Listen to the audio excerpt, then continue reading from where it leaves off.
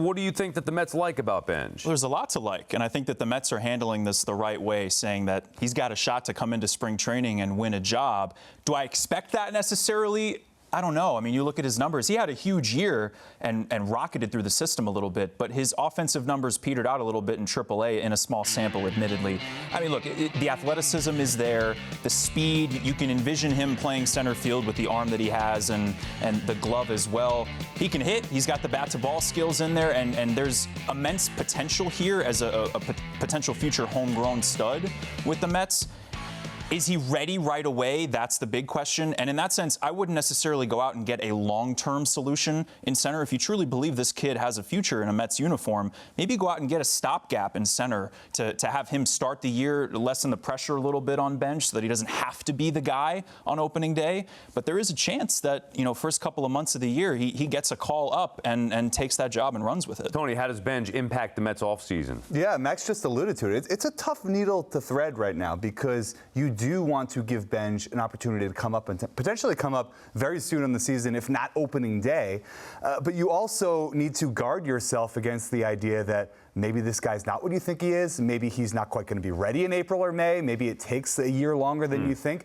So it's tough because you want to go out and get someone who can play center field, but most of what you can get that can be impactful, it's going to take a long-term deal. Cody Bellinger is a long-term deal. Even a guy like Harrison Bader, people say you can bring him in as a stopgap. Most projections have him getting a 2-year deal, 8-figure deal. You don't want to pay that if you think Carson Benge is the guy. So the Mets are probably going to have to canvass the lower end of the free agent market, maybe the trade market, see if they can find someone who they're comfortable with bringing in from day one, but who they also don't mind moving on from potentially like May 15th. See, that's the problem with a guy like Bader. I think he makes perfect sense for the Mets. We saw him play really well in Philadelphia. He was a part of the team 2 years ago, and he killed the Mets in the month of September.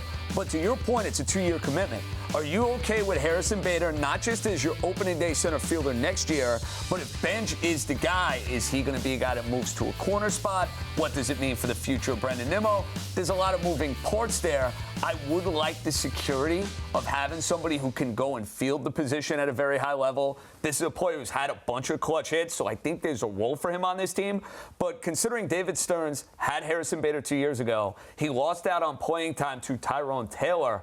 I may like him. Kind of get the sense the Mets are moving on, and I think Benge, at some point this year, Sal is going to be their guy. Well, it's also a two-way street, JJ, because a guy like Harrison Bader is going to have to want to sign here, and if I'm him and I'm looking at potential landing spots, I see Carson Benge just like we all see Carson Benge. And I say, wait a second, am I going to lose my playing time down the stretch to this guy, let alone in 2027? So it is a two-way street, and if I'm a Bader type, I'm thinking maybe this isn't the best landing spot. And that's why Bellinger is the perfect fit. He could play center field. Hey, if Benge comes up, you could move him to left field, or you could play him at first base, have PTH a little bit. Or if Benge isn't very good, whether it's initially, whether it's midway through the year and they have to send him back down, Bellinger could play center field. He is the perfect fit. And we talk about potentially moving him to left field.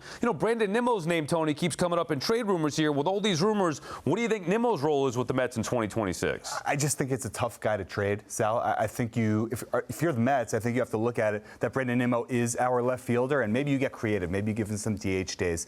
Maybe he sits a little bit. But by and large, Brandon Nimmo has been a productive player. He's on a contract that I think most teams out there would not consider very tradable. He's got 5 years and roughly $100 million, a little more than $100 million left. So if you're the Mets, are you going to pay down that money to trade him elsewhere?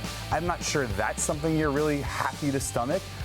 That's not even discussing the fact that Brandon Nimmo has been a great ambassador steward for the organization. This isn't a guy that you're dying to get rid of.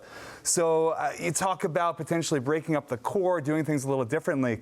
I just find it a little hard to believe or hard to foresee Brandon Nimmo being the guy that they part with.